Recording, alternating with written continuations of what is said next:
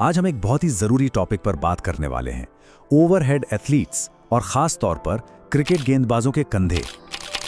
उनके कंधों पर कितना ज़बरदस्त स्ट्रेस पड़ता है और उससे कौन सी चोटें हो सकती हैं। ये एक ऐसा विषय है जो कई उभरते हुए और प्रोफेशनल खिलाड़ियों के करियर पर असर डालता है।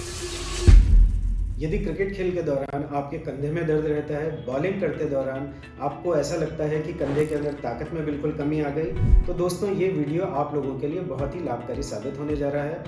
हमारे जो स्पोर्ट्स स्पेसिफिक इंजरी सीरीज़ है उसमें सबसे पहले हम लोग बात करने जा रहे हैं क्रिकेट से जुड़ी हुई चोटों के बारे में, और ये उस सीरीज़ का पहला वीडियो है जिसमें हम लोग कंधे से जुड़ी हुई स्पोर्ट्स इंजरीज के बारे में बात करेंगे। दोस्तों, आपको ठीक से सभी बातों को समझाने के लिए हमने प्रॉपरली रिसर्च साइंटिफिक कंटेंट को कुछ वॉइस ओवर्स के माध्यम से, कुछ बहुत ही सरल इमेजेस के माध्यम से और कुछ एआई से रिलेटेड एप्लीकेशंस के माध्यम से इसको बहुत ही सरल भाषा में समझाने का कोशिश किया है।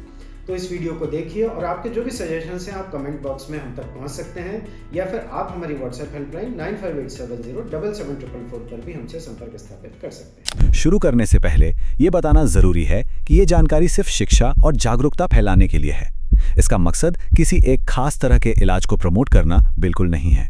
तो चलिए इस बातचीत की शुरुआत एक मज़ेदार सवाल से करते हैं। सोचिए, एक 150 किलोमीटर प्रति घंटे की रफ्तार से फेंकी गई क्रिकेट बॉल और एक रॉकेट लॉन्च, इन दोनों में कॉमन क्या हो सकता है?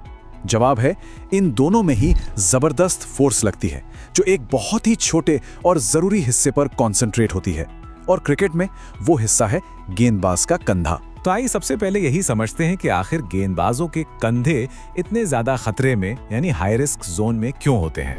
क्रिकेट बॉलर्स को हम ओवरहेड एथलीट कहते हैं। इसका सीधा सा मतलब है वो एथलीट जो बार बार अपने हाथ को सिर के ऊपर से घुमाकर तेज रफ्तार और ताकत पैदा करते हैं। यही एक्शन बार बार दोहराने की वजह से उनके कंधे को चोटों के लिए बहुत ज्यादा सेंसिटिव बना देता है। अब ये जो आंकड़ा है ये वाकई में चौंकाने वाला है। जब एक फास्ट बॉलर अपना अगला पैर जमीन पर लैंड करता है तो उसके शरीर को अपने वजन का 4 से 6 गुना फोर्स झेलना पड़ता है। सोचिए, ये जबरदस्त फोर्स एक शॉकवेव की तरह पैरों से होकर पूरे शरीर से गुजरती है और इसका सारा असर आकर कंधे पर पड़ता है। तो अब सवाल ये उठता है कि ये इतने मजबूत और एथलेटिक कंधे आखिर खराब पड़ने क्यों लगते हैं। चलिए इसके पीछे की असली वजहों को समझते हैं। देखिए, कंधे की चोटें ज्यादातर एक दिन में नहीं होती, ये धीरे धीरे समय के साथ पनपती हैं। इसकी वजह होती है लगातार तेज बॉलिंग करना, बहुत ज़्यादा ट्रेनिंग या अचानक से वर्कलोड बढ़ा देना, शरीर को ठीक होने का समय ना देना, खराब बॉलिंग टेक्निक और सबसे बड़ी गलती हल्के फुल्के दर्द को इग्नोर करके खेलते रहना। ये स्लाइड एक ऐसी हकीकत दिखाती है जिस पर अक्सर लोगों का ध्यान नहीं जाता। डेटा ये बताता है कि जितने खिलाड़ी चोट की वजह से मैच से बाहर बैठते हैं, उससे कहीं ज़्यादा खिलाड़ी दर्द के साथ या अपनी पूरी क्षमता से कम पर खेलते रहते हैं। इन्हें मेडिकल अटेंशन इंजरीज कहते हैं। मतलब खिलाड़ी मैदान पर तो है लेकिन पर्दे के पीछे उसका इलाज चल रहा है, और ये एक बहुत खतरनाक ट्रेंड है। क्रिकेट में हर रोल के साथ अलग तरह की चोट का रिस्क जुड़ा होता है। जैसे फास्ट बॉलर्स में रोटेटर कफ की प्रॉब्लम बहुत कॉमन है। वहीं फील्डर्स जो डाइव लगाते हैं उनमें एसी जॉइंट की चोट लगने का खतरा ज्यादा होता है।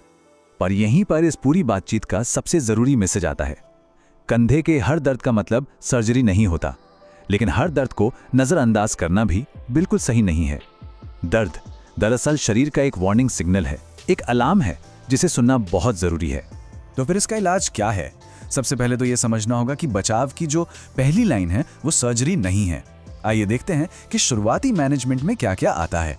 मैं इस बात पर फिर से जोर देना चाहता हूं, गेंदबाजों में कंधे की ज्यादातर चोटों को सर्जरी की जरूरत नहीं पड़ती है। ये एक बहुत बड़ा डर है लोगों में कि दर्द हुआ मतलब सीधा ऑपरेशन होगा। ऐसा बिल्कुल भी नहीं है। इलाज का पहला और सबसे असरदार तरीका है एक प्रॉपर नॉन सर्जिकल प्लान।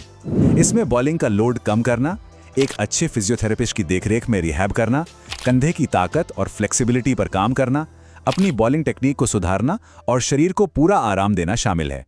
लेकिन हाँ, कुछ सिचुएशंस ऐसी जरूर होती हैं जहां सर्जरी एक जरूरी और आखिरी विकल्प बन जाती है। चलिए अब ये समझते हैं कि वो कौन से हालात होते हैं। सर्जरी के बारे में तब सोचा जाता है जब एक अच्छा रिहैब प्रोग्राम करने के बाद भी दर्द बना रहे, कंधे के अंदर कोई स्ट्रक्चरल डैमेज हो गया हो, जैसे कोई लिगामेंट या टेंडन फट गया हो, या फिर कंधा बार बार अपनी जगह से उतर रहा हो। इसका मकसद उस डैमेज को ठीक करना होता है जो सिर्फ एक्सरसाइज से ठीक नहीं हो सकता। सर्जरी के बाद की उम्मीदों को लेकर रियलिस्टिक होना बहुत जरूरी है। ये स्लाइड कुछ जरूरी आंकड़े दिखाती है, जैसे रोटेटर कफ रिपेयर सर्जरी के बाद लगभग 50% प्रोफेशनल ओवरहेड एथलीट ही अपने चोट से पहले वाले परफॉर्मेंस लेवल पर वापस आ पाते हैं। एक सर्जन होने के नाते मेरा भी यही मानना है। हमारा फोकस हमेशा पहले कंजर्वेटिव ट्रीटमेंट यानी बिना सर्जरी वाले इलाज पर रहता है। सर्जरी की सलाह सिर्फ तभी दी जाती है जब वो जॉइंट की लॉन्ग टर्म हेल्थ और एथलीट की सेफ रिटर्न के लिए बिल्कुल जरूरी हो। और देखभाल का यही एविडेंस बेस्ड अप्रोच हम स्पोर्ट्समेड जयपुर में अपनाते हैं।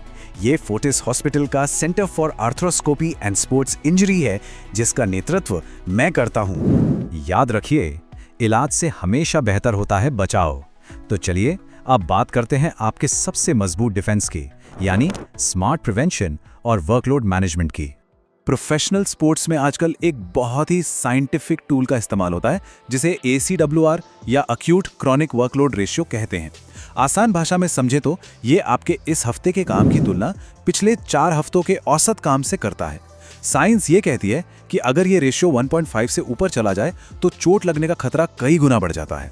तो क्या किया जा सकता है? अपने वर्कलोड को मॉनिटर करें, कंधे को मजबूत बनाने वाली एक्सरसाइज रूटीन में शामिल करें, प्रॉपर वार्म अप और कूल डाउन करें, आराम को उतनी ही अहमियत दें जितनी ट्रेनिंग को देते हैं, और सबसे जरूरी, अगर दर्द लगातार बना हुआ है तो उसे इग्नोर ना करें और जल्दी किसी स्पेशलिस्ट से सलाह लें।